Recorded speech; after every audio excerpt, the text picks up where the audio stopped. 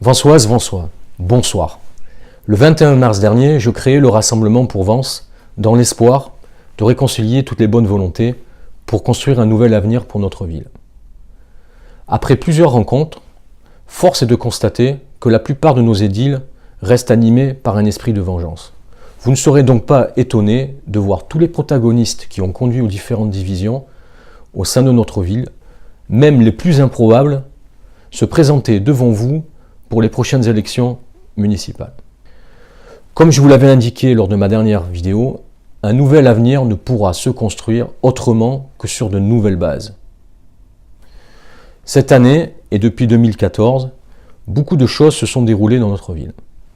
Il y a eu de bonnes choses, comme la création du parc de la Conque, la mise en place de différentes commissions participatives, ou encore une politique environnementale volontariste au travers de différentes mesures, comme la maison de l'habitat. Mais, au début de l'été 2017, après la déconvenue que les Vansois ont subie, avec la démission de notre maire, une série d'événements inattendus et préjudiciables aux yeux d'une grande majorité des Vansois se sont produits. D'abord, une ambiance délétère au sein du conseil municipal.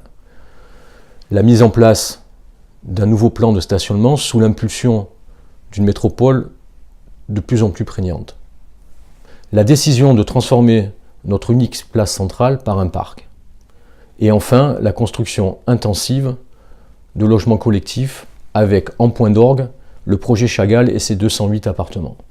Bien que je puisse comprendre qu'il faille rattraper notre retard en matière de logements sociaux et que ceux-ci nous sont imposés par le préfet et les différentes lois en matière d'urbanisme, notre ville se meurt économiquement.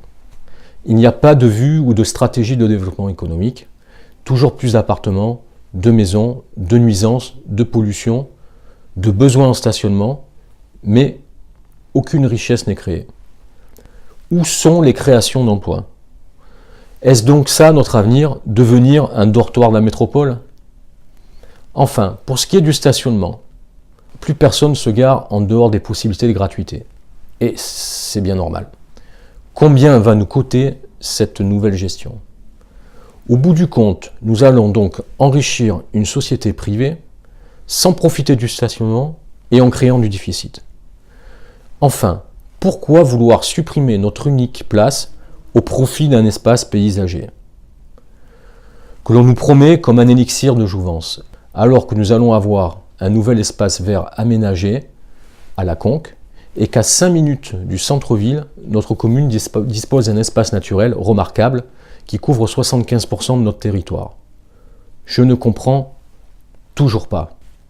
Nous n'avons aucune installation dédiée à l'événementiel, pas de salle de spectacle, d'exposition ou de congrès.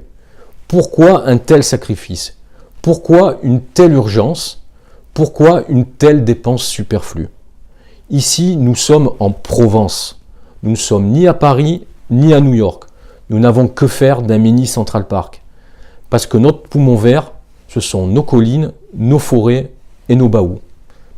Et nos places en Provence sont le centre névralgique de nos villages. Pourquoi ne pas faire quelque chose de plus simple, de moins prestigieux et de plus adapté? Quelles sont les réelles motivations et les motivations intimes de ce projet? J'ai fait un appel à chaque président de groupe du conseil municipal pour que l'on soumette ce projet aux Vansois lors des prochaines élections européennes, et ce, à moindre frais. Un seul groupe y a répondu favorablement. C'est vous dire le peu de considération qu'ont nos élus à l'égard de l'expression démocratique des Vansois.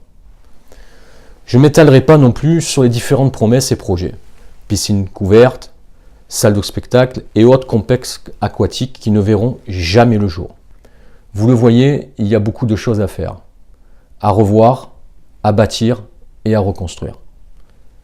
Retrouver l'honneur d'être Vansois et d'être fier de nos élus.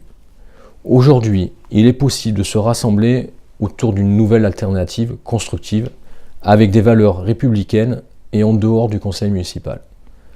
Car tous, ou presque, ont participé de près ou de loin, à un moment ou à un autre, à nous conduire à l'éclatement et à la division.